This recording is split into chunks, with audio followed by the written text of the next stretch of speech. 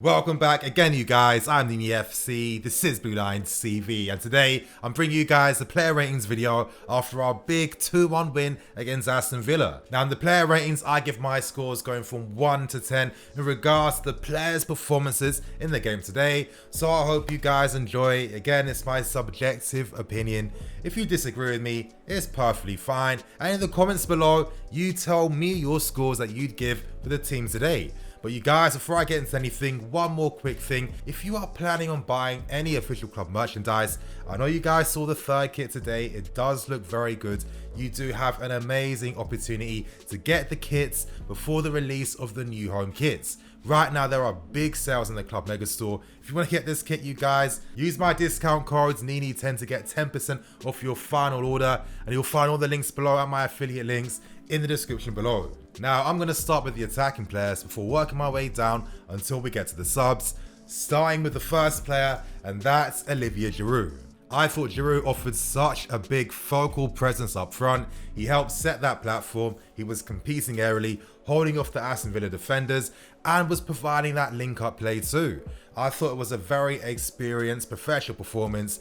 He was really starved of service throughout the entire game and, really cut a frustrating figure at times. However, when he got the ball, most times quality was coming. And as I'm stressing, this was a very professional performance. He is one of the best target men of recent years. I'm going to be scoring Giroud a 7.5 out of 10. He took his goal well, on the swivel, and he was an important focal point up front. We now turn our attentions to Willian, and I thought Willian put in a very solid professional performance too. Now, Willian doesn't always get the credit I feel he should be getting, especially this season, because he's been one of our most solid, consistent team players throughout. Now, of course, Willian isn't going to necessarily score a goal every 2 games or, really put in some of the most important actions of a game. However, the player is constantly involved in the build-up phase, especially when it came to getting goals. Today, he occupied the half spaces very well, taking out the Aston Villa fullbacks, which then allowed Azpilicueta. Tactically, he was very good. He worked very hard, very intelligent too. The way he took out the Aston Villa fullbacks was very good, tucking into that half space, taking the fullback out, creating space 1v1 for Azpilicueta to attack down. Now, if Willian was bad, he wouldn't have done a single thing I've just said, and this would have led to us not creating anything from the flanks and playing really slow down them. So Willian has to get his credit. Very good team performance today. I'm going to score Willian a 6.5 out of 10. We now move on to Loftus, his first game in 13 months, a player that this fan base has been waiting to see. How did he perform? Well, very realistic, to be honest. I have to admit, like I admitted in the match review too, I got too ahead of myself. I was seeing the stars, I was just seeing the fantasy, you guys. The reality is, this is his first game in 13 months. He played out of position, and playing in that left winger role implies that you have to run in the final third more. You have to focus on your movement off the ball. For me, Loftus-Cheek is much better facing the goal when he's playing, when he can drive from midfield. This wasn't the best game from today, and to keep it very real with you, because I like to keep things honest, in a sense, we effectively played with 10 men with his presence in the team. Am I worried about his long-term future? Of course not. Once he's fully match fit and sharp, he'll be excellent, I'm telling you guys. But for the match review today, for the context of the game today, I am going to score Ruben a 5 out of 10. We now move on to the midfield 3, starting with Mateo Kovacic, and for me, I was not too impressed with Mateo. Now, the thing that really stood out for me was that, okay, you have a holding player in N'Golo Kante, which should give you more confidence to really go forward and actually play better between the lines and bring more of an attacking threat. I can't remember too much of what Kovacic did today, which isn't really summing up anything. I didn't really see great quality passes between the lines. I thought that he was quite pedestrian at times. Maybe this could be entirely down to him, not being fully matched for himself. Right now in the Premier League, let's not act like there's been tons of great individual performances. Players need to take their time to get back into things. This could be the scenario for Kova. However, for the context of today's game, I was not seeing things. Lampard made the right decision to sub him off very early on in the second half. I'm going to score Mateo a 5.5 out of 10. We now move on to Mason Mount. For me, the second best player on the field today. He was so important for our midfield. Mason Mount is such a versatile presence in our team. His intelligence for a guy so young.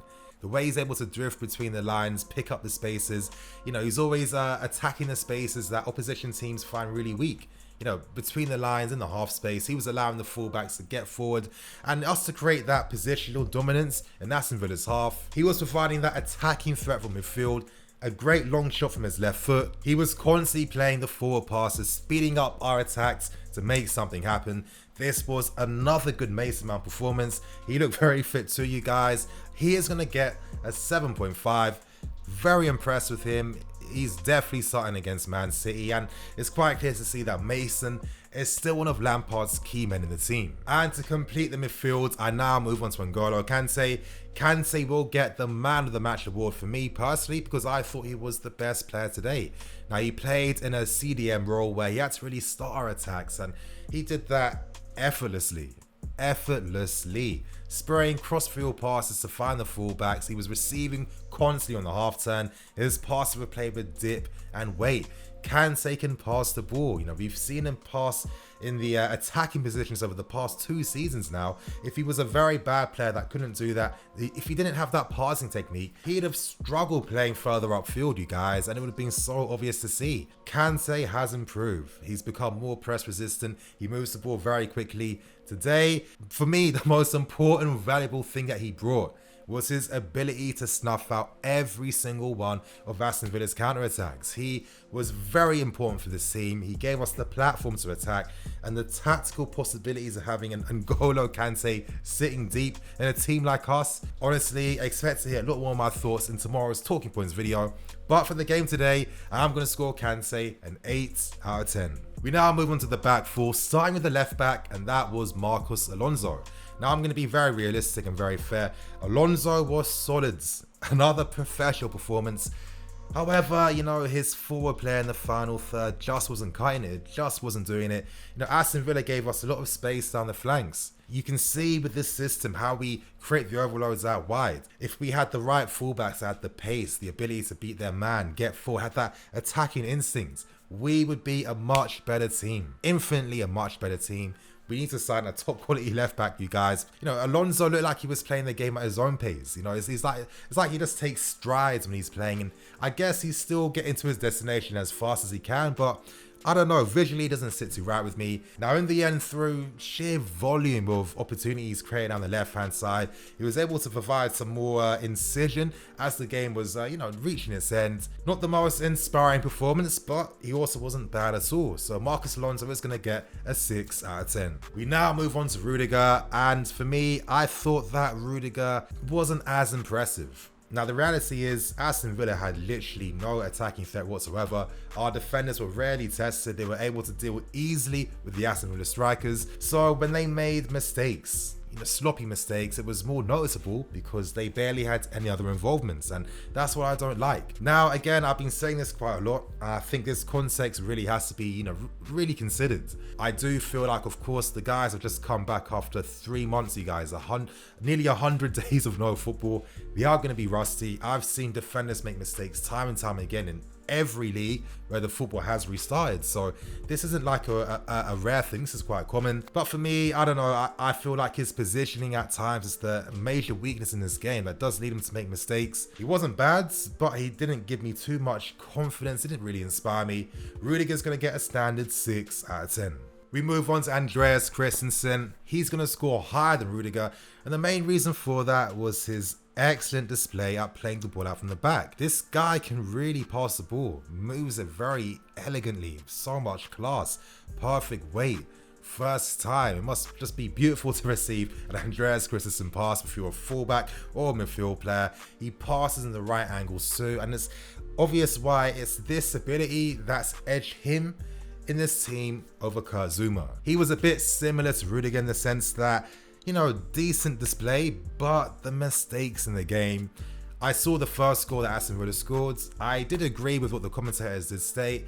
Again, I'll still use the excuse that it's the first game back, it's been a while. That match sharpness, it's not going to fully be there. Like, you know what I mean? It's not going to be the same. Let's just hope that both these guys are fully on point next week. I'm going to score Christensen a 6.5 out of 10. And to complete the back four, we move on to Azpilicueta. Azpi's involvement in the game was much stronger and better in the second half compared to the first half, where, similar to Marcos Alonso, the amount of space he had down his side, he just wasn't doing enough with it. The crosses in the box were too too predictable, too flat, too airy, too lightweight. I don't know what was said to him in the second half, but a part of me feels like it was Aston Villa giving us even more space due to them tiring out as the game went on. So for me, Aston was much better in the second half. His delivery was much better. He helped get the assist too. It was a solid display, and for me, he was our best defender. He will score a 7 out of 10. Moving on to Kepa in goal. Kepa was solid and he looked confident, and these are the things I care about right now, because against City we're going to need those qualities. I thought that he was very unlucky with the goal Aston Villa scored. You know, the angle in which the shot came towards him, especially when it was so point blank too, I thought that Kepa was very good and very reactive, and very unfortunate that his defenders couldn't really help him out. But to be honest, whenever he had any danger to deal with, any set piece deliveries, he dealt with it fine. Decent to see. Kepa is going to score a 7 out of 10. We now move on to the subs, starting with Christian Pulisic. He came on, he got the equaliser, had an instant impact. Captain America himself. It was great to see, and I just loved his confidence and willingness to test the keeper, you know, get inside the box, take shots, being ambitious too. You know, Christian Pulisic could be a very big player for us right now. We have missed his qualities throughout this season, his ability to go 1v1. We saw elements of that close control and that skill as the game went on as well. You know, he must be a very terrible player to face if you're a team that's been parking the bus the entire game and you're getting tired. He scores a 7 out of 10. Moving on to Ross Barkley, his cameo was good. He came on, he found intelligent positions to help the momentum of our build-up in our game. I thought he moved the ball quite quickly, and he actually provided an impetus in the team when he came on. Was much better than Kovacic. Barkley's going to score a 6.5 out of 10. And to end with the full team, Rhys James, his cameo wasn't the best. Naturally, we know he's not fully fit right now, you know, coming on right near the end of the game. He hasn't been used to the tempo, hasn't been able to get any time. It was difficult. So for me, it does kind of excuse the sloppy play, because throughout the season, this was literally so uncharacteristic, because we know Rhys isn't that type of guy or isn't that type of player. But for the context of this game and giving a score, it wasn't the best, and he's going to score a 5 out of 10. Ending very briefly with our manager, I'm going to be scoring Frank Lampard a 7.5 out of 10. We won this game due to the tactics. You know, he believed in the team in the second half. Yes, we conceded a goal quite early, but this was the second game this season. First one was against Aston, where we came back being a goal down and ended up getting the win. So Lampard had a powerful effect in the second half, galvanized the team, made the early subs to change the game too. And I told you guys, substitutions are going to help us out so much during this Premier League restart. Lampard's tactics, overloading the flanks, creating those crossing opportunities, that was what won it for us in the end. So it was a very good tactical performance. He gets a 7.5 out of 10. And you guys, that is going to be me for today. Remember to like, comment and subscribe. Catch a match review. There is going to be a fan review out later today as well. Big content, big match day content. Again, very happy 2-1 win. And on that point, you guys, I'm going to wrap things up, keep things moving. Thank you for watching. I'm the FC. This is Blue Line CV. I'll see you guys later with some more videos.